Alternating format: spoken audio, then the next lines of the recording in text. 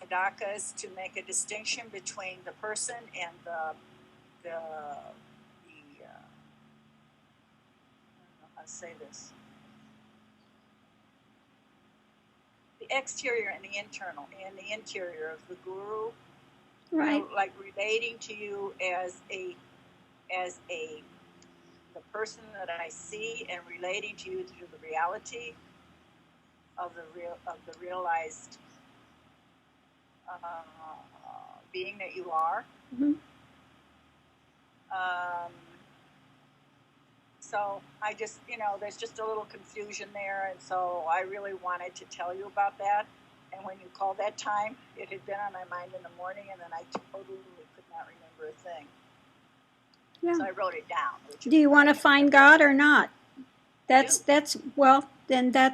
what you're surrendering to. You're not surrendering to a persona.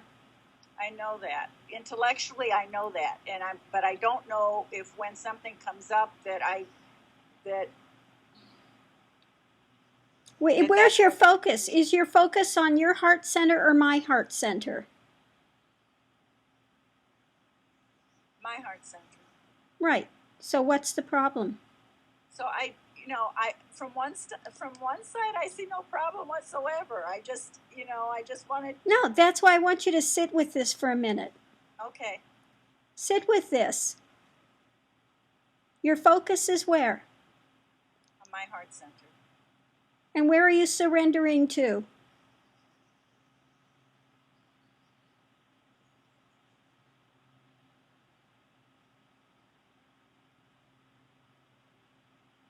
Surrendering to what is. I'm surrendering to. And where is that located? It's every place. Is it not located within your own heart center? That too. So where are you surrendering? Are you surrendering to something external, or are you surrendering to that which is? To that which is. So what's the problem?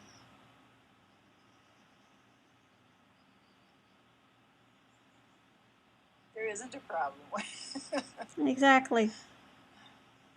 Why to make it a problem?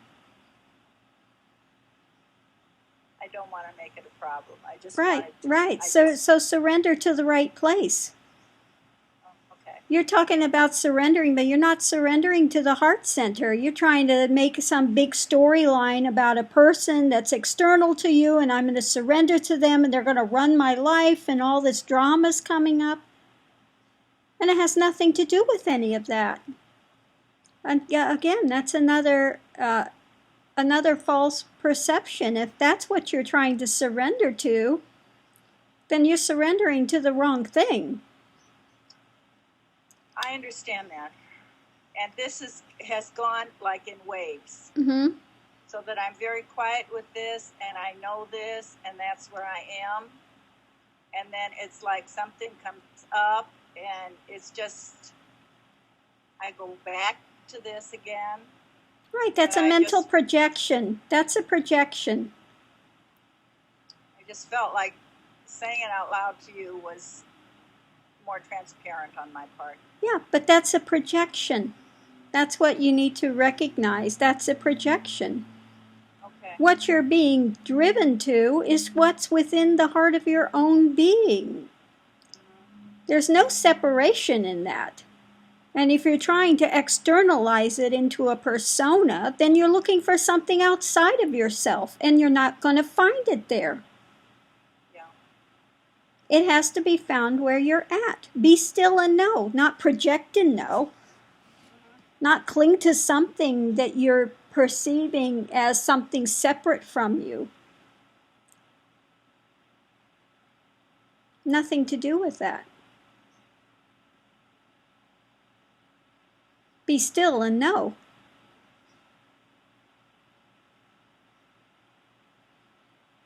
All of this is to drive you within your own heart center, which is the same heart center that's here, ultimately.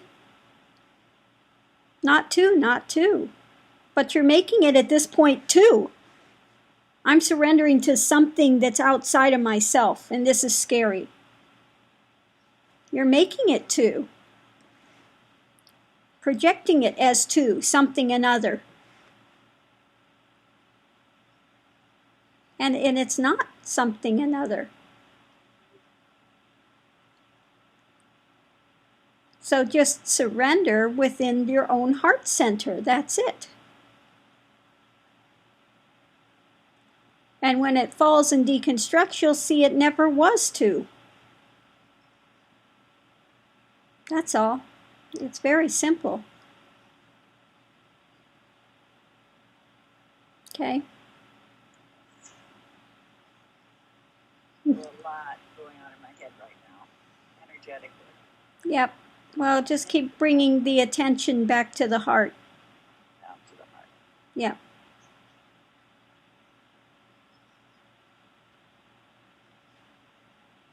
Just keep bringing it back to the heart.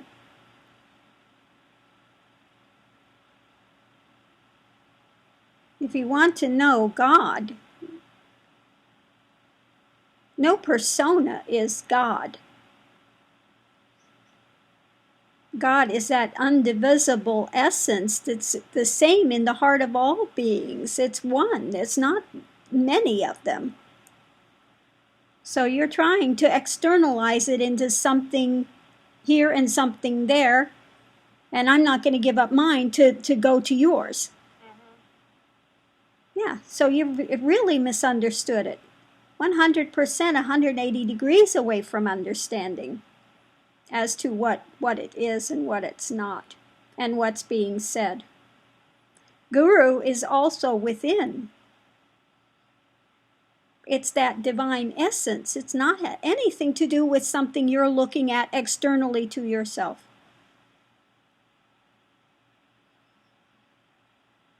So this is a big misperception. The thing that confuses me is that on one level, it has not been a misperception. Mm-hmm. It has been there, but then every once in a while something comes in, so it's like a doubt arises or something. Mm-hmm. And so at that point you say, to what is this doubt arising? To what? What is this doubt arising? Uh-huh. And you'll find it's a mental spin. Yes. It doesn't arise to the absolute. The absolute is still. It only arises to mind, and mind is transient. Yes. I recognize it as coming from mind. Well, mind is not valid.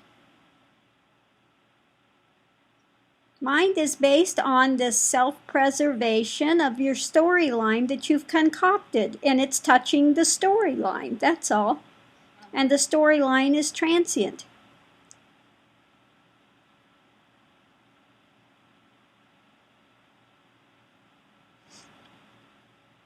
You have to find out what's prior to that, what's unchanging, that's eternally the same.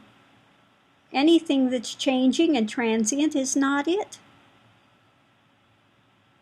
Okay? Yes. Anything that's changing, transient, is the story. Okay? The story's never it.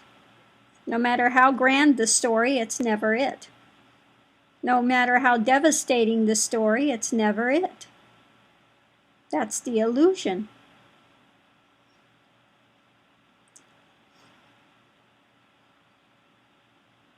So is one there to concoct a better illusion, or is one there to dispel the illusion and to go prior, to deconstruct it, to find out what is there as the unchanging?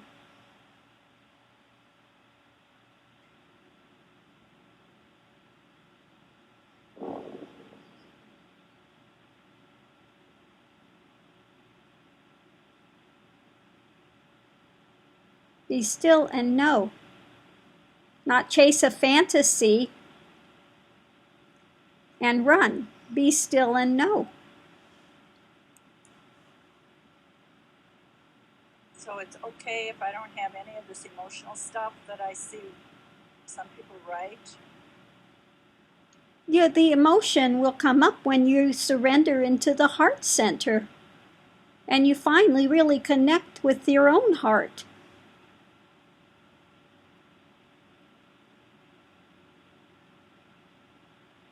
It's not like I never feel any emotion, but I just didn't know whether. It's like people are afraid to feel something and they close down. Uh-huh. They close down in self-preservation. You have to be willing to open the heart within your own being. That's all. Because that love, which one is projecting outward onto other, has to come from within first.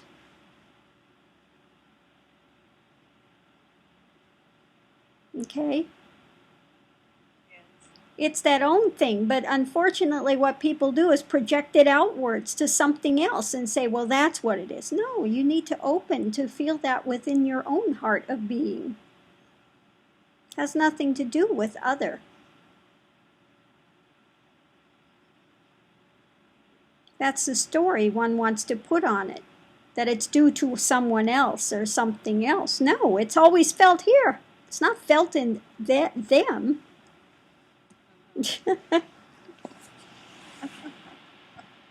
Okay? Yeah. Right. So what is there to fear? It's only within all of the emotion, whatever it is, it's coming up where? Exactly.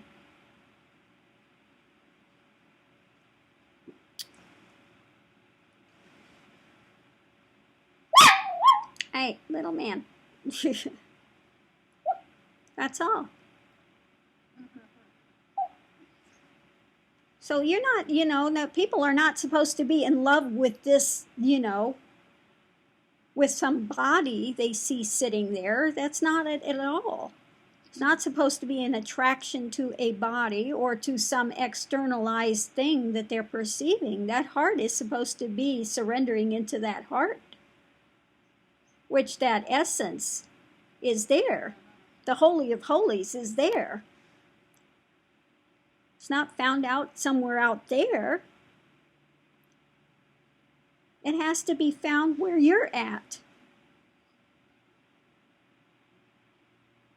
That's the key.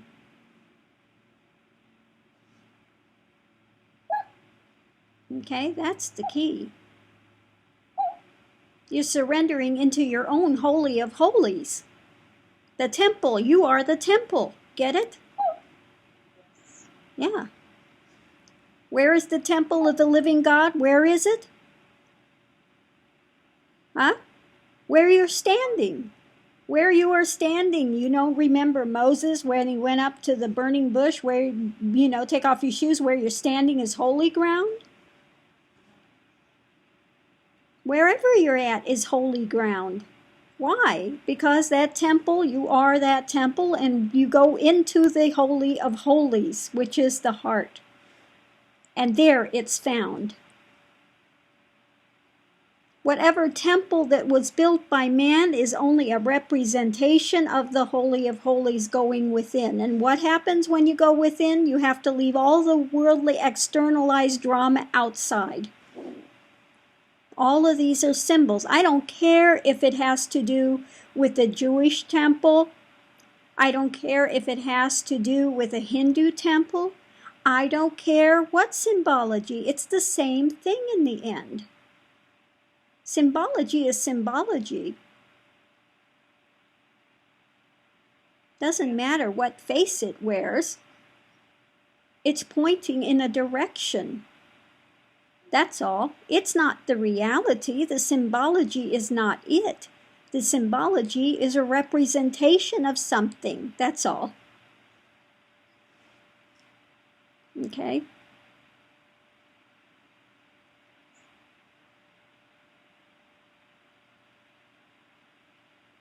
So surrender within.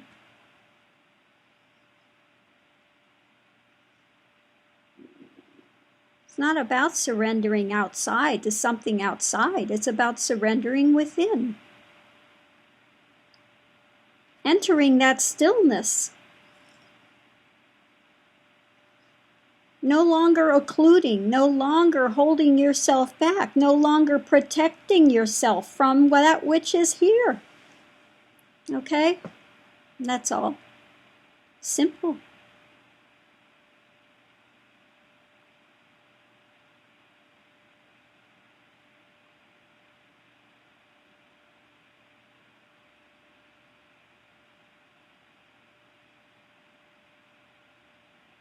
Very aware of some changes that have taken place. That I used to be an avid reader of the newspaper, and I have absolutely no interest whatsoever in anything that's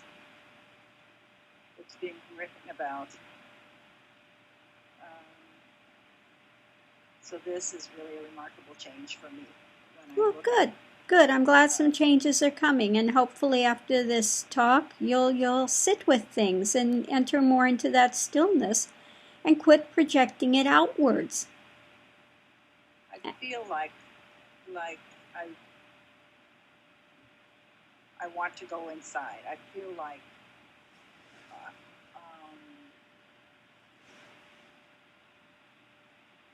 that I've lost interest in a lot of external things. Mm-hmm. And that I need to be quiet right now. Right. So do that.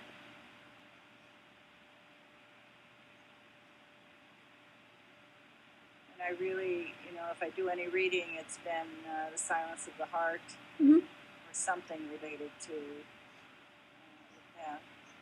Well, good.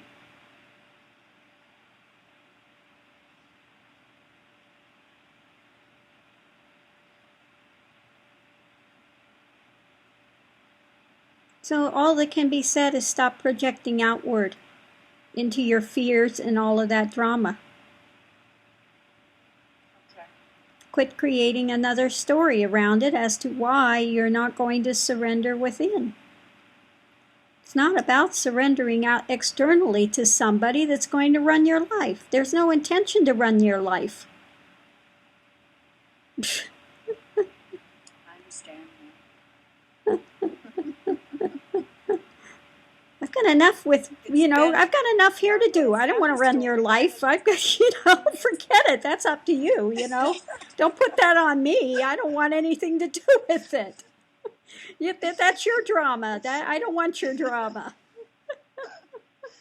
It's sort of not the storyline that's been so confusing. It's the appearance of the storyline that, every time it resurfaces, it's like it was causing a doubt because I didn't expect it to be there. I didn't want it to be there. Yeah. But it had to be coming from my mind. Well, exactly. So that's what one sits with and looks at that. It's another self-preservation technique, another way to cocoon oneself and run, rather than opening. But what you're opening to, if you think you're opening to here, to some external something that that's absolutely the wrong identification. No, I understand that. Yeah, you're only opening to your own heart of being. That's all. And it's really not two. There is no separation. There is none, but that's what has to be found out. And when all falls, one finds out there never was other, ever. Yeah. But that's the journey one has to make. Got a lot of this stuff right in my head. I want it to be not in my head. I want it to be on the heart level. Well, right. It's got to be, it's an intellectual drama now. Yeah. It's not actualized. It's an intellectual conundrum that one is playing out, but it's not actualized. Mm-hmm. And all of these fences that one is peering through have to fall. They have to fall before it's the actualization. It's easy to see it from a distance. Okay, Yeah. that's easy to play with a concept from a distance. Safe. Yeah. It's more safe. Yeah, absolutely. It's safe to see it as an idea. Well, I have an idea and I know it and I see it and, you know, but it's a vastly different thing when it swallows you whole. Yes. Yeah. Yeah. Easy to look at as an object. Mm-hmm. That's easy. You know, it's easy to keep God as the co-pilot. That's easy. Okay. Yeah, yeah. It's difficult when God wants to swallow you whole, and that's it. Yeah. That's a whole different realm. Yeah. Yeah. So I have a lot of experiences of the energy and the body and this kind of stuff. But when I listened to Sarah Jeannie on that radio program talking about the deconstruction, Mm-hmm. it's like that. I understand that intellectually, but that hasn't happened, And how can it happen when you're not going to surrender, when you're holding back and thinking I need to preserve myself because somebody else may try to control me? Right. You know, how can that come? It can't. It's not so much a fear that somebody else is going to control me. It's Uh-huh. more of a fear of not being in control. It's Well, not the same exactly, thing. it's like, Exactly, same thing. If you're not in control, then what's going to control it? You don't think that God can control? it's like Does God need your help to control things? When God is no. within the center of being, does he need your help to control? You think that he really needs your help? God really needs your help to keep things in Absolutely control? not. And I have been getting such clear messages of not being in control and of being taken care of. God, trust me. So many things. Trust me, the God essence, that center of the universe, has everything under control. It doesn't need your help. Contrary to popular belief, what ego wants That's to another think. thing I've got straight in my head. It's another thing I've got straight in my head. It's the trust level that has to. It's like, there's a French poem, something about going to the edge, no, and then you get pushed and you can fly. Mm-hmm. God is the one that pushes, and then you can fly. So it's something like taking that last step, that risk without knowing. Well, that's it. One has to enter the unknowing. The unknowing. One has to drop into that unknowing. That movie, The Truman Story, a few years ago, where Jim Carrey steps off of the stage into the darkness. Yeah. That to me is a symbol of that step into the unknowing. It's what I said. It's like being in the Grand Canyon and it's pitch black and that it's there and you're going to drop off, but you have to be compelled to go forward. No matter what the risk or loss that one perceives is going to be there. And it's only through challenging that one finds out there never was any loss that could be.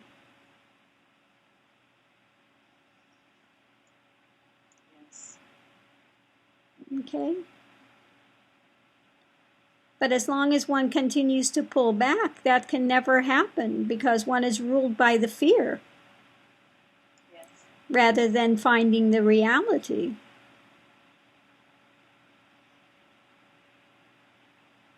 Okay? Yeah, I know the fear is there on a subtle level. Yeah, it rules the lives. It rules the actions.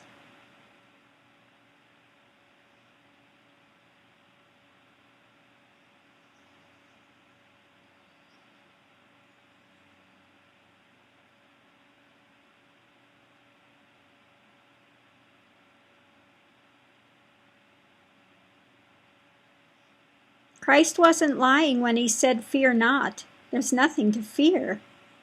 There really is nothing to fear but one's imagination of fear.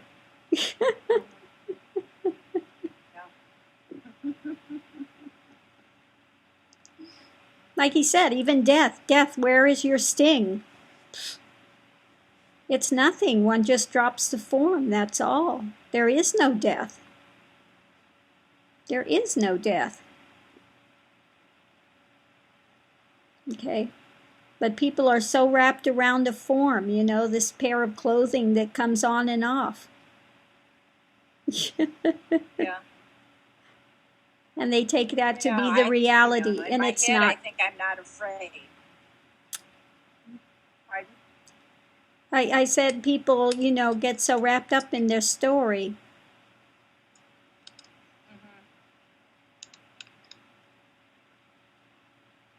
In my head, I feel like I'm not afraid of death, but I also think in the back of my mind, I haven't had it, right in my face. So how do I know? If you're afraid of loss of control, you think you're not afraid of death? Do you think you have any control in death? Absolutely not. Exactly. So think again. It's another justification. Yeah. Okay. Okay. Okay.